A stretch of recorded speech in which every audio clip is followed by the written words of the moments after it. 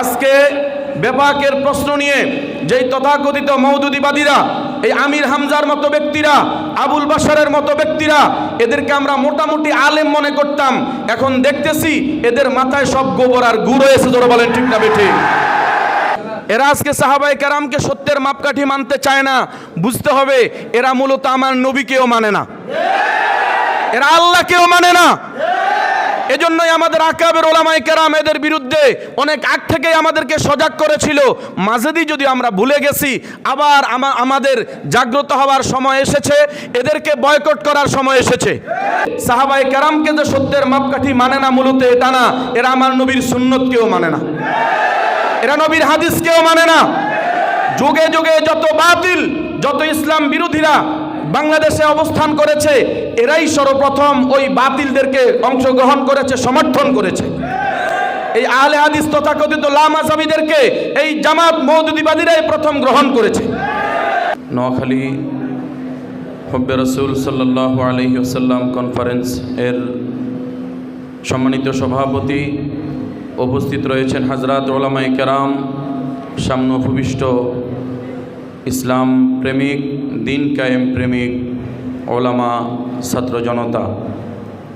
আল্লাহ রাব্বুল আলামিন আমাদেরকে নবী করিম সাল্লাল্লাহু আলাইহি ওয়াসাল্লামের মহব্বত অন্তরে নিয়ে এ হুব্বে রাসূল সাল্লাল্লাহু আলাইহি ওয়াসাল্লাম কনফারেন্সে অংশগ্রহণ করার তৌফিক দান করেছেন। এজন্য শুকর আদায় করি আলহামদুলিল্লাহ। আমরা রাসূলের মহব্বত শুধু অন্তরে ধারণ করে বসে থাকলে হবে না, যদি আমার রসুলের নবুয়ত নিয়ে টানাটানি করে কাদিয়ানির গোষ্ঠীরা। আমাদেরকে সিদ্ধান্ত নিতে হবে আজকের এই কনফারেন্স থেকে, এই নোয়াখালীর জমিন থেকে, এই নোয়াখালীর ভূমি থেকে গণ আওয়াজ তুলতে হবে। এদেশে আমার নবীর নবুয়ত নিয়ে টানাটানি করবে আর আমরা বসে থাকবে, এটা হতে পারে না। অবশ্যই কাদিয়ানির গোষ্ঠীকে অমুসলিম ঘোষণা করতে হবে, কাফের ঘোষণা করতে হবে বাংলার জমিনে ইনশাআল্লাহ। এটার জন্য আমাদেরকে সরকারের কাছে দাবি জানাতে হবে। আমরা শুধু এখানে যারা আছি আমরা সীমাবদ্ধ হলে চলবে না। নোয়াখালীর যত ওলামায়ে কেরাম রয়েছেন, যত আম জনতা রয়েছেন, সকলকে নিয়ে আমরা ময়দানে নামব, আমরা স্লোগান তুলব। এদেশে কাদিয়ানিরা যদি থাকতে হয়, অমুসলিম কাফির হিসেবে থাকবে, মুসলমান পরিচয় দিয়ে কাদিয়ানিরা থাকার কোনো অধিকার নাই। প্রিয় হাজিরিন, আরেকটা বিষয় আমরা হুব্বে রাসূল কনফারেন্স এখানে শুধু শুনবো, চলে যাব, এটাই যেন শেষ না হয়। এখান থেকে আমাদেরকে কিছু কর্মসূচি হাতে নিতে হবে। আমাদেরকে কিছু কর্মসূচি হাতে নিতে হবে। 1 নাম্বার, কাদিয়ানির ব্যাপারে আমাদেরকে সিদ্ধান্ত নিতে হবে। 2 নাম্বার, হিজবুত তাওহীদের যেই কঠিন পরিস্থিতি চলছে, এরা যেভাবে বাংলাদেশের আনাচে কানাচে, বিশেষ করে আমাদের নোয়াখালীর বিভিন্ন আনাচে কানাচে আমাদের মুসলমান ভাইদেরকে, সাধারণ মানুষদেরকে তারা ধোঁকা দিয়ে, বোকা বানিয়ে তাদের দলে ভেড়াচ্ছে, আমাদেরকে সে ব্যাপারে সজাগ হতে হবে। এদের ব্যাপারে আমাদেরকে সকল দিক থেকে, সকল মসজিদের মিম্বার থেকে আমাদেরকে এদের বিরুদ্ধে প্রতিবাদ জানাতে হবে এবং জনগণকে সচেতন করতে হবে। হিজবুত তাওহীদ এটা মূলত হিজবুত তাওহীদ নয়, এরা হিজবুশ শায়তান। প্রিয় হাজিরিন, আরেকটা বিষয় সাম্প্রতিক সময়ে যেটা আমাদের অন্তরে নাড়া দিয়েছে, যেটা আমাদের নবী আলাইহিস সালাতু ওয়াস সালামের কলিজায় আঘাত করেছে, সেটা হলো হুব্বে সাহাবার ব্যাপারেও আমাদেরকে সজাগ হতে হবে। আজকে বেপাকের প্রশ্ন নিয়ে যেই তথাকথিত মওদুদিবাদীরা, এই আমির হামজার মতো ব্যক্তিরা, আবুল বাশারের মতো ব্যক্তিরা, এদেরকে আমরা মোটামুটি আলেম মনে করতাম। এখন দেখতেছি এদের মাথায় সব গোবর আর গুড় হয়েছে। জোরে বলেন ঠিক না বেঠিক? এরা আজকে সাহাবায়ে কেরামকে সত্যের মাপকাঠি মানতে চায় না।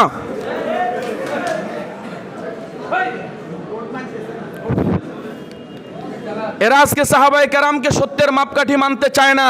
বুঝতে হবে এরা মূলত আমার নবীকেও মানে না, এরা আল্লাহকেও মানে না।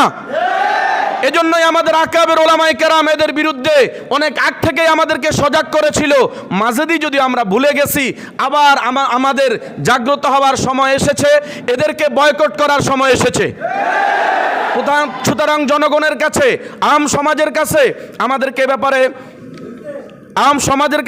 আমাদেরকে কথা তুলতে হবে, আলোচনা করতে হবে, এদের বিরুদ্ধে সচেতনতা অর্জন করতে হবে এবং এদের বিরুদ্ধে সমাজের মধ্যে মানুষের ভিতরে জাগরণ সৃষ্টি করতে হবে। এরা মূলত আজকে সাহাবায়ে কেরামকে যে সত্যের মাপকাঠি মানে না, মূলত এটা না, এরা আমার নবীর সুন্নতকেও মানে না, এরা নবীর হাদিসকেও মানে না। যুগে যুগে যত বাতিল, যত ইসলাম বিরোধীরা বাংলাদেশে অবস্থান করেছে, এরাই সর্বপ্রথম ওই বাতিলদেরকে অংশগ্রহণ করেছে, সমর্থন করেছে।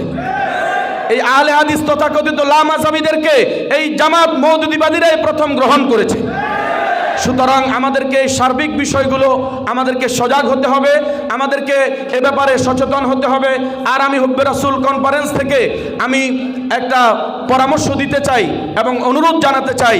আজকে আমরা যেমন হুব্বে রাসূল সাল্লাল্লাহু আলাইহি সাল্লাম কনফারেন্স করেছি, আগামীতে আমরা এই মওদুদিবাদের বিরুদ্ধে হুব্বে সাহাবা কনফারেন্স করে এদের দাঁত ভাঙা জবাব দিতে হবে আমাদেরকে। আল্লাহ রাব্বুল আলামিন আমাদেরকে এক ও নেক হয়ে ময়দানে থাকার তৌফিক দান করেন বলি আমিন। একটা বিষয়, জিহাদ আমরা সবাই চাই।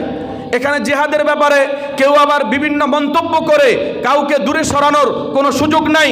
যারা ইসলামী হুকুমত চায় তারাই জমিনে জিহাদ করে আল্লাহর দ্বীন কায়েম করতে চায়, বাস্তবায়ন করতে চায়।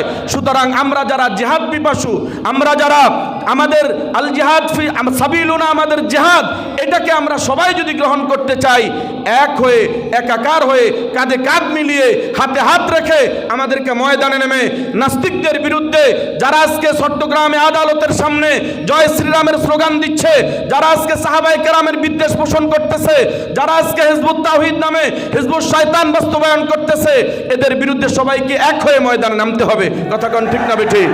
সুতরাং আমরা কি এক হয়ে ময়দানে নামতে পারবো? দলাদলি বাদ দিয়ে আমরা সবাই মুসলমান, আমরা জমিনে ইসলাম চাই। ইসলাম প্রতিষ্ঠার জন্য যদি আমাদের রক্তের প্রয়োজন হয়, জীবনের প্রয়োজন হয়, জীবন দেব, রক্ত দেব, এই জমিনে হুকুমত কায়েম করে ছাড়বো ইনশাআল্লাহ। আল্লাহ আমাদের সবাইকে এক হয়ে ময়দানে থাকার তৌফিক দান করেন। আসসালামু আলাইকুম ওয়া রাহমাতুল্লাহ।